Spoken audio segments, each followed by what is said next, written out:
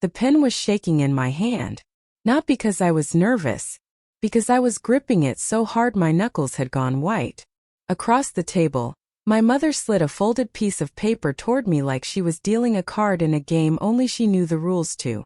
"Sign it," she said, "or your son gets nothing." Behind her, my sister was already smiling into her wine glass, the kind of smile you give when you already know how the story ends. I looked at the paper. I looked at my mother's manicured hand, still resting on top of it, like she needed to keep it pinned down in case I tried to run. Picked up the pen. "Okay," I said. "Let's do the test." My mother's smile flickered. Just for a second. She hadn't expected that. "My name is Daniel Reyes. I'm 41 years old, and for the last 13 years, I've run a commercial landscaping and property maintenance company out of Denver, Colorado. I started it with a used Ford F-150 for $100 in tools, and a business card I designed myself at a print shop that no longer exists. Today, Reyes Grounds Management holds contracts with 11 commercial properties, 2 school districts, and a municipal park system. Last year we cleared $1.4 million in revenue. It took me a decade of 60-hour weeks, 2 blown-out knees, and 1 marriage that didn't survive the early years to get there.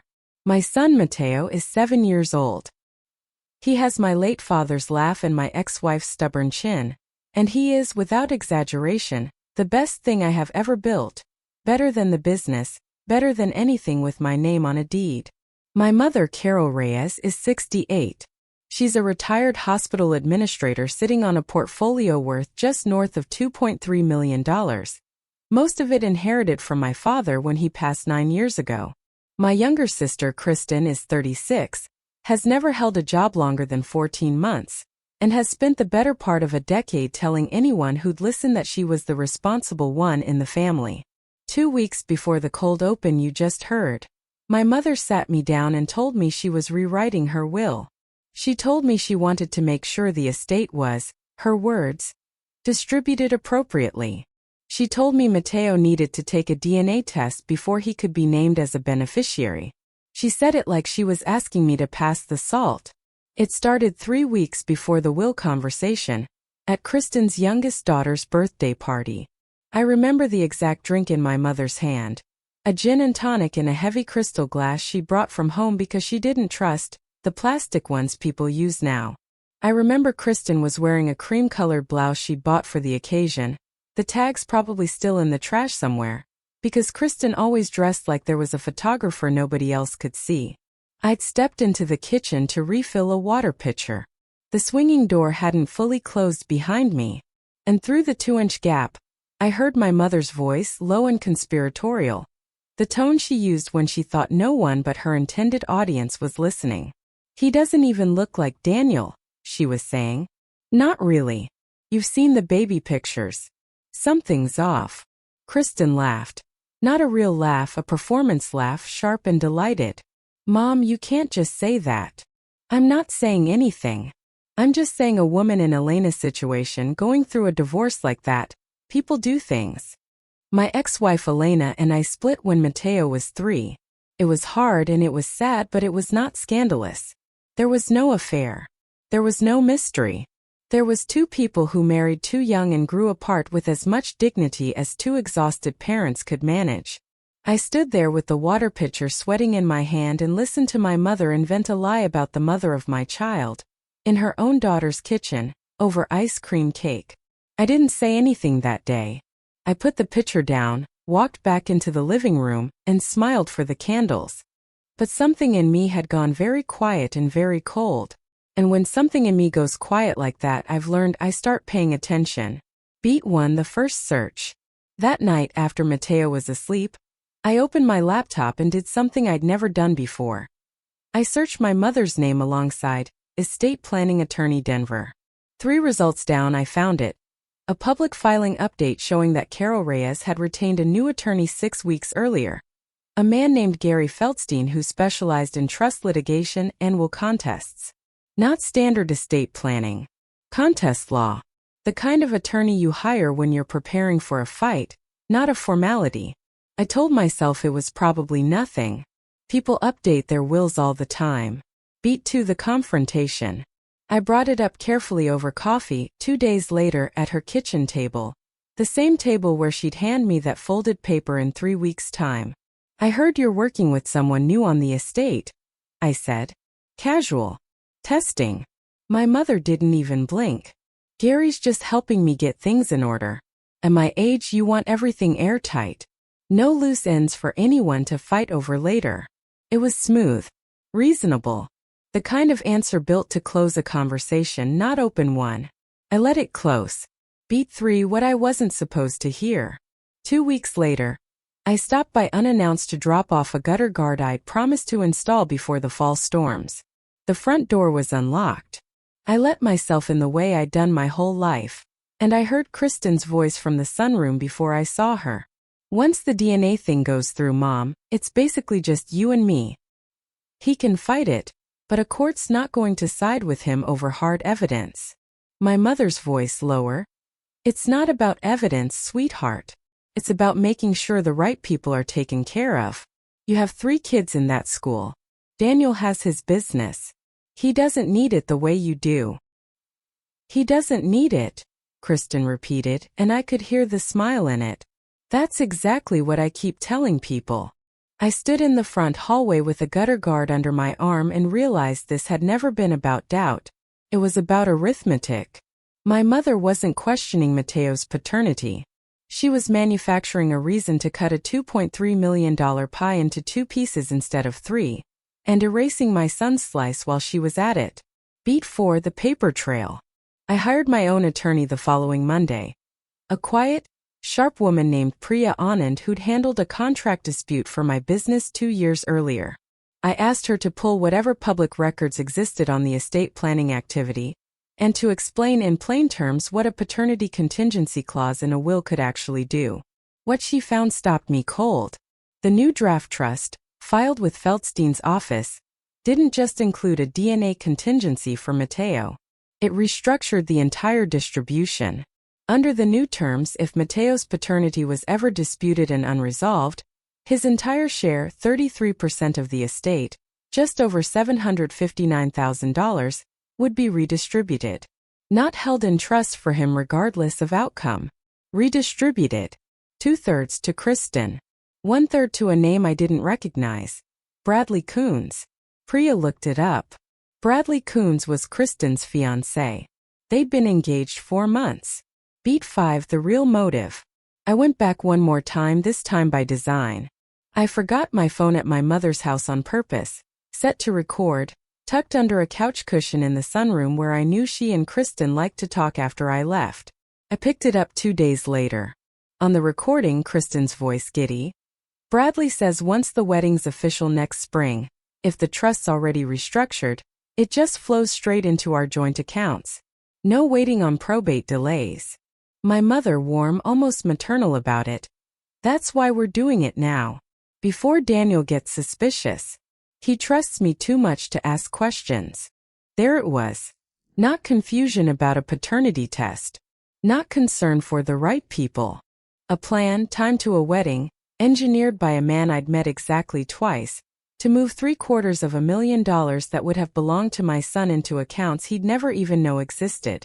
My mother trusted that I trusted her. That was about to become the most useful thing I owned.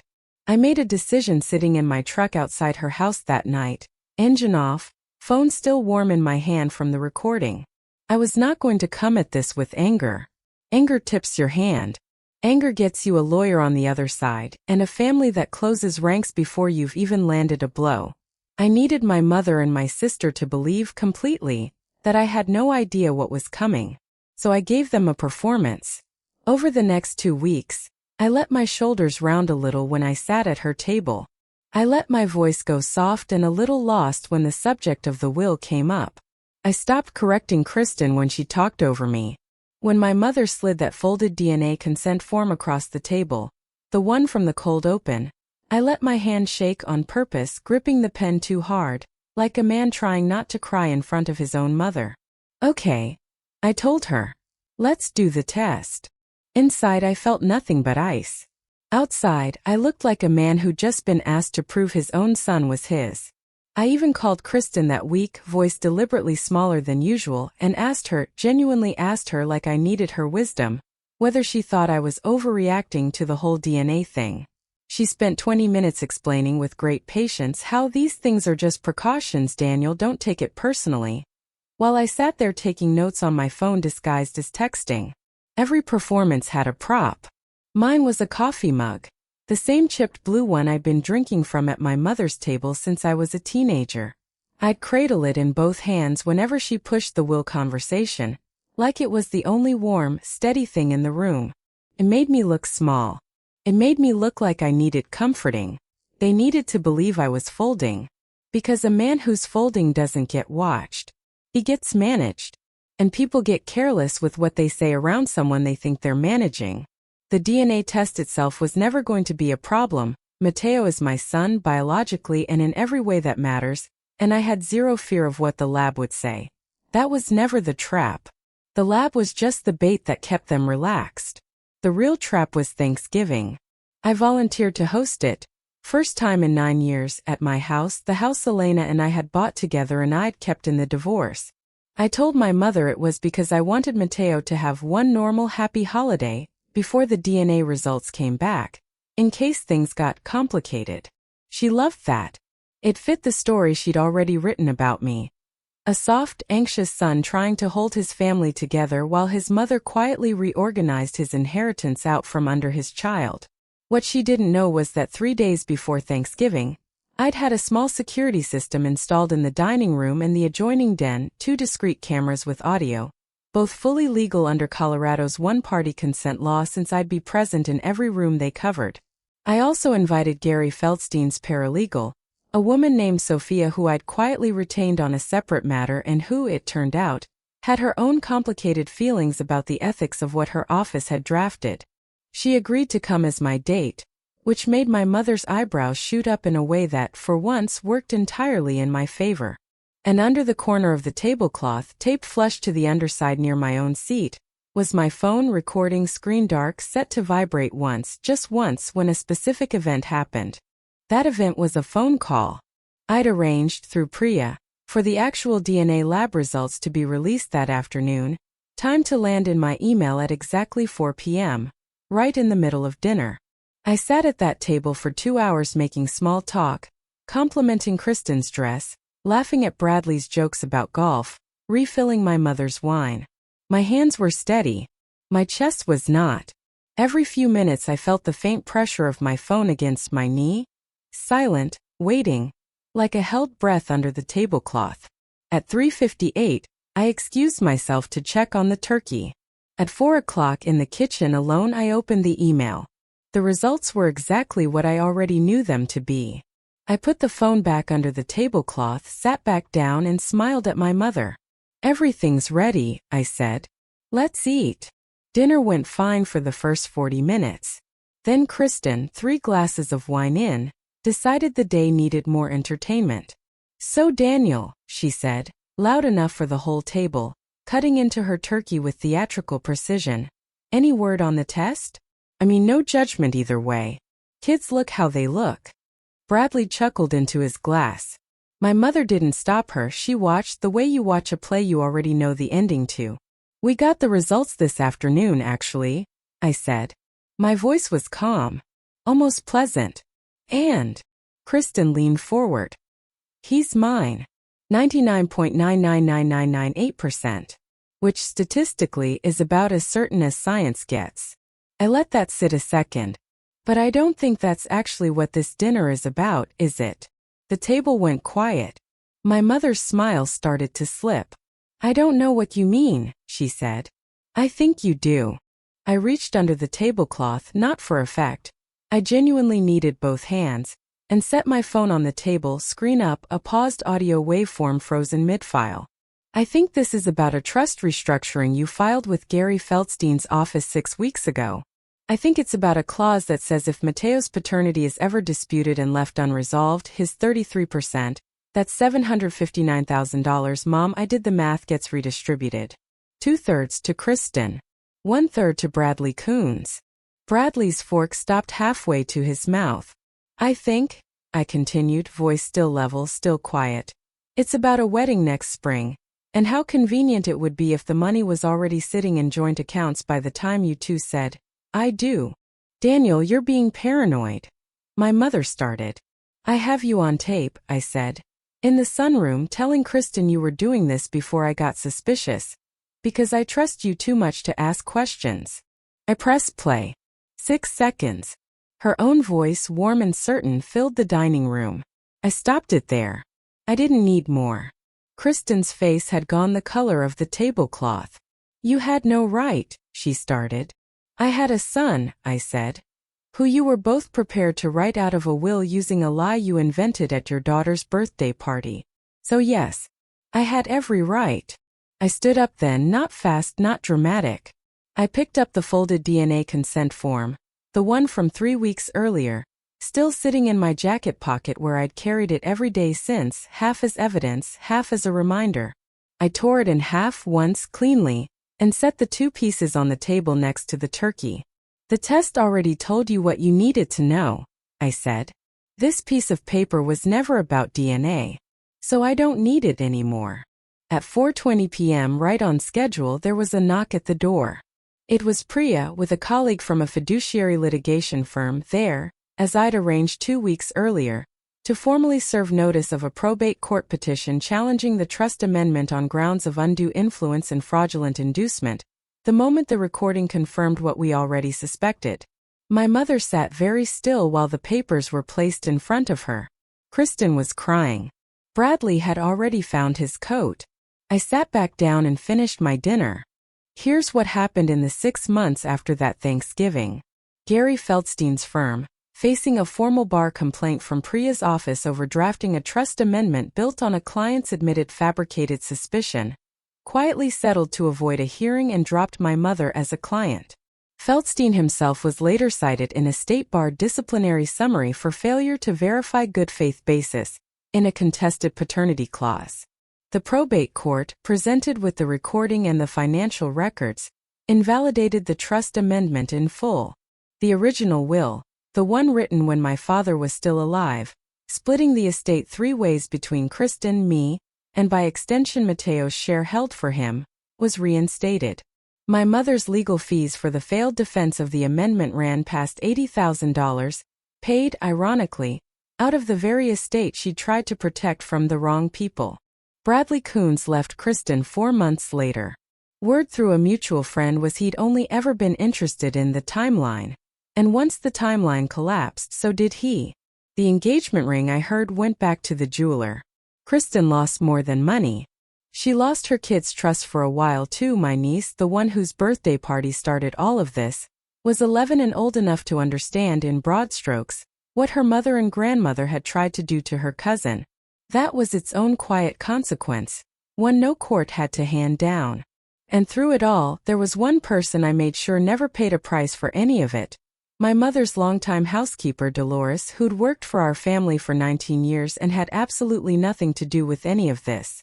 When the estate temporarily froze during litigation, her final 2 paychecks were delayed. I paid them myself quietly through my business account and told her it was an advance from the estate. She never knew the difference. She didn't need to carry any of this. She'd never done anything but show up and do her job with more decency than most of my actual family. It was late March, 7 months after that dinner, and a wet, heavy snow was falling. The kind that doesn't look pretty, just cold and relentless, when my doorbell rang at 9:40 at night.